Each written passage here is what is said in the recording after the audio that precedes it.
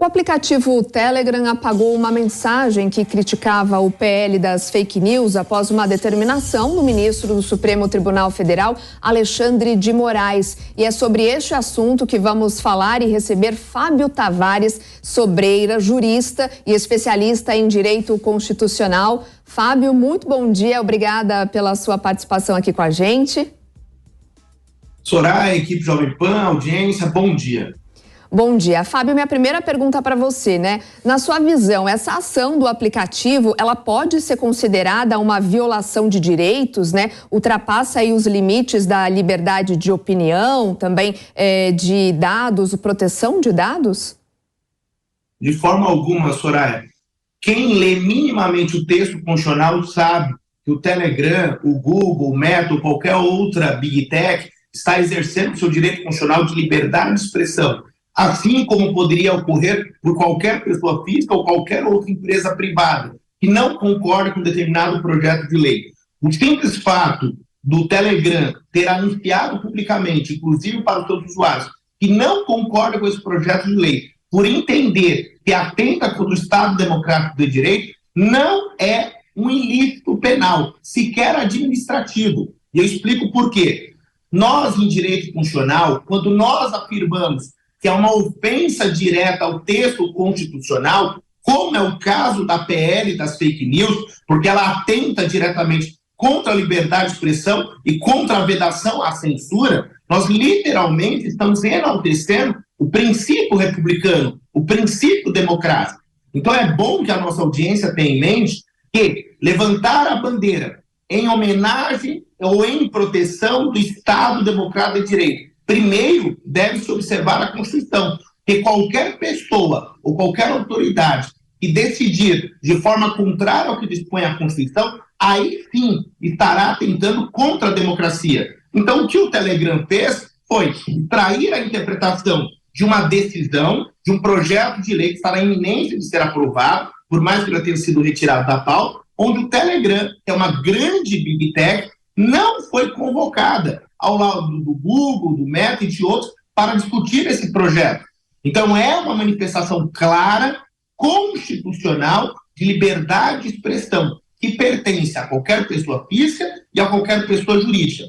Eu vejo a decisão do douto ministro, com todas as vênias, Alexandre de Moraes, lamentável e digna de crítica, sim, pois é uma tentativa clara de demonstração de poder, já que ela está repleta de incoerência e ela não condiz com a legislação brasileira. Ela vai na contramão do que manda a nossa Constituição. Se não bastasse, Soraya, é bom que a nossa audiência tenha em mente, toda e qualquer decisão judicial, não importa se é do STF ou do juiz de primeira instância, ela deve estar fundamentada. E o que nós temos nos últimos anos, para assim dizer? Todas as decisões trazem frases regadas de clichês, em homenagem, em proteção ao Estado Democrático. A decisão, inclusive, aponta que a mensagem do Telegram vilipendia o exercício do Congresso Nacional, do Poder Judiciário. É lamentável. Quem leu o anúncio do Telegram percebeu que o Telegram está assim indignado, como milhares de brasileiros, e tão somente manifestou o seu direito constitucional de se manifestar. E a sociedade civil deve tomar muito cuidado, porque até mesmo é o caso da Jovem Pan, que é extremamente impessoal, mas muitos jornalistas estão defendendo esse projeto. O que me causa estranheza é que nas redes sociais tem milhares de pessoas que defendem esse projeto. Mas quando você abre o debate, o diálogo, você percebe que a pessoa sequer leu os 36 artigos que tem no projeto. Exatamente, é um projeto extenso, com muitos tópicos, longo e justamente tem gerado essas discussões. O senhor acredita que justamente por ele ser um projeto longo, extenso, muita gente não teve acesso a ele, essas discussões sejam geradas justamente pela falta de entendimento do que se está dizendo ali? Com absoluta certeza, Soraya. O leigo precisa literalmente ter acesso a essa informação. Só que os termos utilizados no projeto de lei não atingem a finalidade da lei, que é trazer esclarecimentos para a sociedade civil. E aqui que entra o meu incômodo. A maioria dos juristas do Brasil não se pronunciam, mesmo tendo que consciência que esse projeto de lei é uma vergonha, é um atentado, sim, contra a democracia, porque vai de encontro ao texto constitucional. A OAB Nacional, ela não fala absolutamente nada. Soraya, na data de ontem, mais de 100 advogados foram bater na porta do parlamento, pedindo ajuda aos parlamentares para que as suas prerrogativas sejam observadas, quando, na verdade, nós temos a Ordem dos Advogados do Brasil, a OAB Nacional, o Conselho Federal, que tem um comando por lei, depender da Constituição e a ordem jurídica, e nem isso eles estão fazendo. A OAB, ultimamente, se preocupa principalmente com o quê? Em trocar lâmpadas, fazer cursos, palestras, mas aquela questão importante, nuclear, que atinge a sociedade civil e, principalmente, a classe dos advogados, é totalmente ignorada. Então, é um silêncio ensurdecedor. E se não bastasse, ainda tem o Senado Federal. E aqui eu jogo a responsabilidade na presidência do Senado, que não faz absolutamente nada, sequer uma admoestação.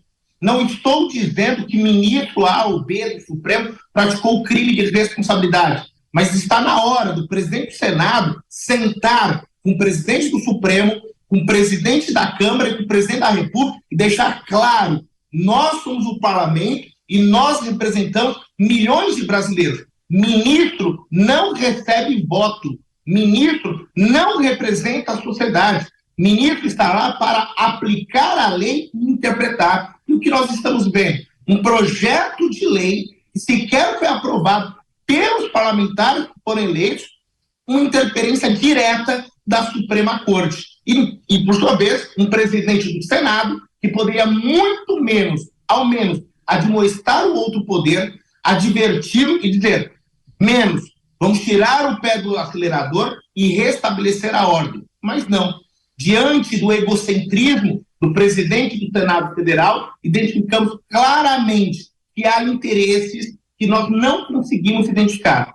Eu confesso a vocês, para finalizando a minha fala, para te devolver, que eu demorei um pouquinho para entender, mas eu cheguei à seguinte conclusão. O presidente do Senado, da forma como ele está agindo, literalmente sendo conivente com um governo que atualmente governa através de concessões do STF, ele só pode estar visando a vaga do Supremo, não do Ricardo Lewandowski, mas talvez da Rosa Weber. É a única explicação que eu chego para que o presidente do Senado pratique tantas omissões que atentam contra o Estado Democrático de Direito.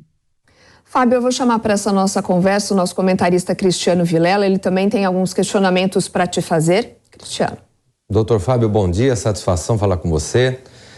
Com relação a esse cenário muito bem colocado pelo senhor, eu gostaria de repercutir um pouco mais, de ampliar a visão para além dos limites desse projeto de lei referente às fake news, referente à utilização dos aplicativos, a uma certa restrição prática da utilização dos aplicativos. Ampliar para uma visão maior. Você entende que hoje em dia no Brasil as garantias dos direitos fundamentais de liberdade de expressão e de manifestação de alguma forma estão ficando em segundo plano, que nesse certo conflito de normas, essas normas constitucionais que acabam ficando vistas como algo que pode ser deixado de lado diante de outros interesses? Qual que é a sua visão nesse sentido? Vilela, bom dia, e pode ter absoluta certeza que a honra é a minha. E respondendo a tua pergunta objetivamente, com absoluta certeza.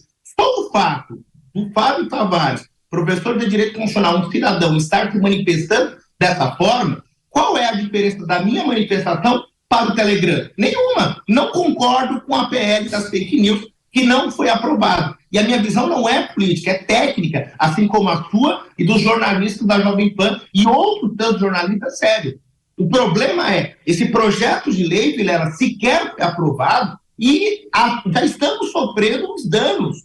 Quando ele for aprovado, essas plataformas vão sofrer e muito. Exemplo clássico na data de ontem, R$500 mil por hora e R$100 mil de multa ao usuário.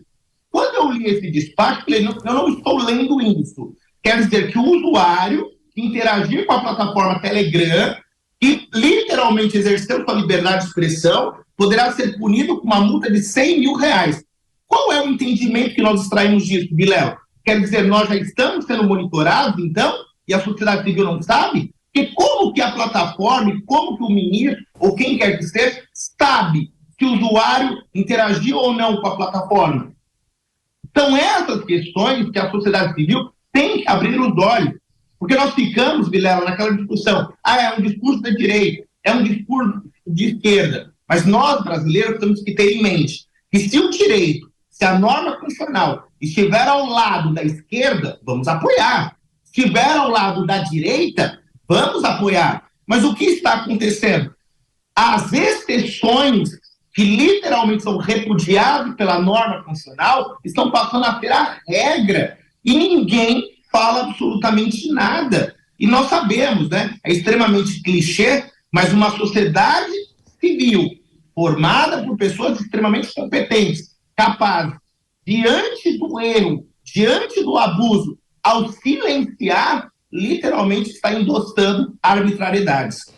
Agora, professora, a Procuradoria-Geral da República pediu ao STF a abertura de inquérito para investigar diretores do Google e do Telegram também que participaram de uma ação contra o PL das fake news. A ação dessas empresas pode ser considerada abusiva em relação ao projeto? Totalmente. Da mesma forma que eu fiz a crítica ao OAB Nacional, eu faço à Procuradoria-Geral da República. E, claro, não posso generalizar em relação aos procuradores que devem se envergonhar do atual PGR, que literalmente não vem cumprindo o seu papel institucional e constitucional, que é zelar e defender pelo Estado, proteger a ordem pública, a ordem jurídica, os interesses individuais e coletivos. A Procuradoria-Geral da República, literalmente, e isso não é de hoje, ela parece uma marionete. Ela sabe muito bem que o Supremo Tribunal Federal não tem competência para inúmeras coisas. A PGR sequer participa de instauração de inquéritos, ela não é ouvida e, mesmo assim, a Procuradoria-Geral da República, o chefe do Ministério Público, diz amém. É por isso a minha indignação, não mais como professor, mas sim como cidadão. O Supremo Tribunal Federal não tem foro, não tem competência constitucional para processar absolutamente nada do que vem sendo ventilado nos últimos meses, para não dizer anos. E o que a Procuradoria-Geral da República faz? Nada. Inquéritos são instaurados de ofício, nada é dito.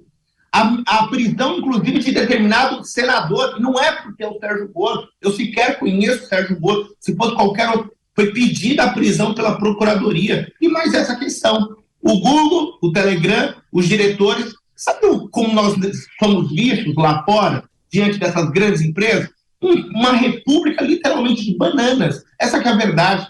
Fala, literalmente, eles não respeitam a própria ordem jurídica, não respeitam as instituições, e nós temos que ceder, porque o povo brasileiro não faz absolutamente nada. Todas as manhãs eu vejo vocês, à tarde, às noites, nós batalhando, mostrando, levando informação, mas quem deve literalmente agir não faz absolutamente nada. Então, Vilela, eu chego a desabafar. E esse desabafo é no sentido de pedir socorro, porque aquilo que eu ensino em sala de aula, eu me envergonho nos últimos dias. Eu entro em sala de aula e eu sei que eu estou ensinando uma coisa que a qualquer momento vai ser desfeito através de um despacho vergonhoso.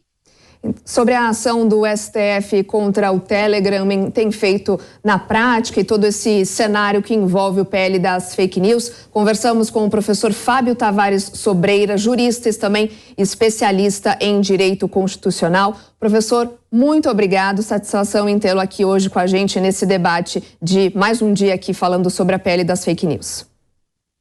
Soraya, Vilela, equipe Jovem Pan, audiência, muito obrigado e contem comigo sempre. Até a próxima.